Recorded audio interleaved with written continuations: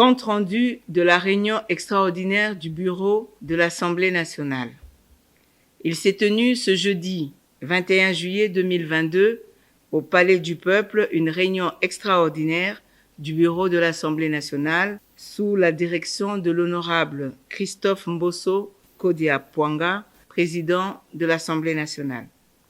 4 points étaient inscrits à l'ordre du jour, à savoir 1. La participation de la République démocratique du Congo à la 51e Assemblée plénière du Forum parlementaire de la SADC. 2. Démission de l'Assemblée nationale pendant cette période de l'agression de notre pays par le Rwanda. 3. La position du bureau de l'Assemblée nationale aux contre-vérités de l'honorable Jean-Marc Kabund lors de son point de presse du lundi 18 juillet 2022. Et 4. Les divers. 1. De la participation de la RDC à la 51e Assemblée plénière du Forum parlementaire de la SADC. La 51e session du Forum parlementaire s'est déroulée du 11 au 14 juillet 2022 à Lilongwe, au Malawi, avec pour thème « Vers l'efficacité énergétique, la durabilité et l'autosuffisance dans la région de la SADC ». La séance d'ouverture de cette session a été présidée par le président de la République et chef de l'État du Malawi, son Excellence Dr Lazarus Makarti Chakwera. Les travaux de la session ont débuté par un symposium sur l'énergie. Il s'y est de noter que le symposium a démontré que les pays membres de la SADC sont largement dépendants en produits pétroliers, en gaz et autres ressources énergétiques importées. Pour faire face à cette crise énergétique, il fallait trouver des solutions innovantes. C'est ainsi que les parlements membres de la SADC ont tourné leur regard vers la République démocratique du Congo pour une sortie de crise par le développement du projet INGA dans le cadre de partenariats. Au cours de cette session, la République démocratique du Congo, par la voix du président en exercice du Forum parlementaire de la SADC et président de l'Assemblée nationale de la RDC bien sûr, a dénoncé l'agression de notre pays par le Rwanda. À cet effet, il a exhorté les parlementaires membres de la SADC à condamner le Rwanda et les groupes armés qui déstabilisent la Mozambique. De même, répondant à cet appel à la solidarité, les parlements des États membres de la SADC ont exprimé leur soutien à la RDC, parmi les premiers l'Afrique du Sud, la Zambie, le Zimbabwe et le Madagascar. Au cours de cette même session, 2 amendements de la Constitution de la SADC ont été adoptés, l'un créant le Parlement régional, référence article 10,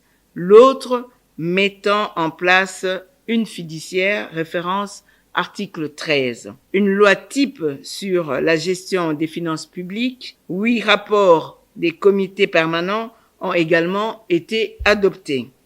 Le rapport du Comité permanent du développement humain et social et les programmes spéciaux sur le renforcement du rôle des parlementaires dans le suivi de la mise en œuvre des programmes et des systèmes visant à accélérer le financement de la santé pour la couverture universelle du système de santé dans la région de la SADC.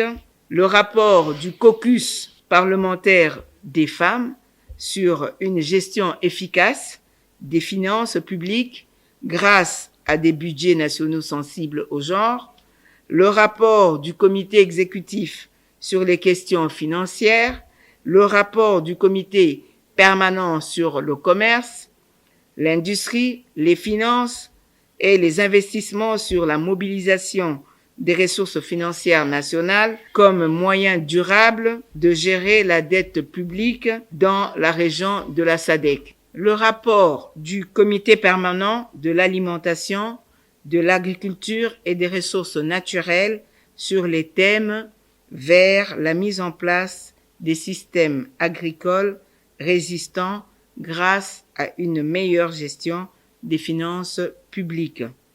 Le rapport du Comité permanent de la démocratie, de la gouvernance et des droits de l'homme sur le thème vers le renforcement du rôle du Parlement dans la lutte contre la corruption et la promotion de la reddition des comptes.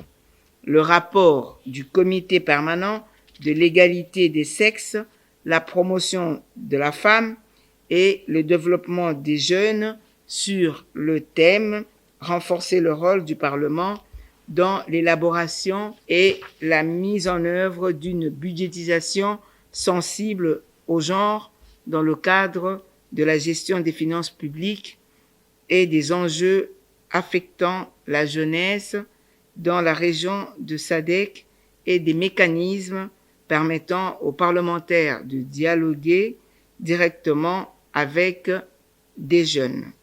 Le rapport de la réunion conjointe du Comité permanent sur l'alimentation, l'agriculture et les ressources naturelles et du Comité permanent sur le commerce, l'industrie, les finances et les investissements. Le rapport du Comité régional de surveillance des lois types sur l'amélioration des finances publiques dans la région de la SADC. Ainsi, il a été recommandé que le projet d'amendement et la mise en œuvre du projet INGA soient examinés pour compétence lors du 42e sommet des chefs d'État et des gouvernements qui se tiendra à Kinshasa du 17 au 18 août 2022. L'honorable Jacob Mundenda, président de l'Assemblée nationale du Zimbabwe, a fait rapport à son tour à la plénière de la participation de la SADC à la session de l'Union interparlementaire à Bali, en Indonésie. Dans ce rapport, il a indiqué qu'il était prévu l'organisation de la prochaine session de l'Union interparlementaire au mois d'octobre 2022 à Kigali, au Rwanda. À l'issue de ce rapport, la République démocratique du Congo a lancé un appel au boycott de cette session à cause de l'agression du Rwanda sous le label de M23 et un appel à la solidarité des parlements membres. Il faut signaler que l'UIP est une organisation qui a vocation à promouvoir la paix, la démocratie et les droits de l'homme.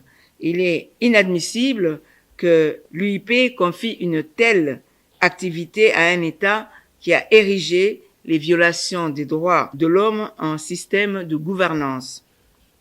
2. Démission de l'Assemblée nationale pendant cette période de l'agression de notre pays par le Rwanda.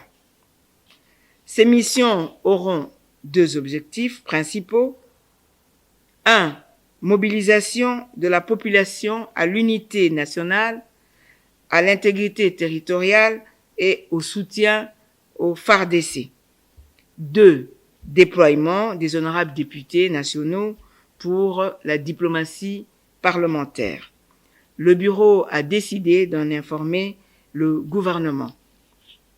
3. De la position du bureau de l'Assemblée nationale aux contre-vérités de l'honorable Jean-Marc Kabunda Kabound lors de son point de presse du lundi 18 juillet 2022. Un communiqué officiel a été élaboré par le bureau de l'Assemblée nationale qui dénonce et condamne ces contre-vérités de l'honorable Jean-Marc Kabound, car en tant que député national, il ne pouvait pas se permettre de débiter de tels propos diffamatoires et outrageants. 4. Divers.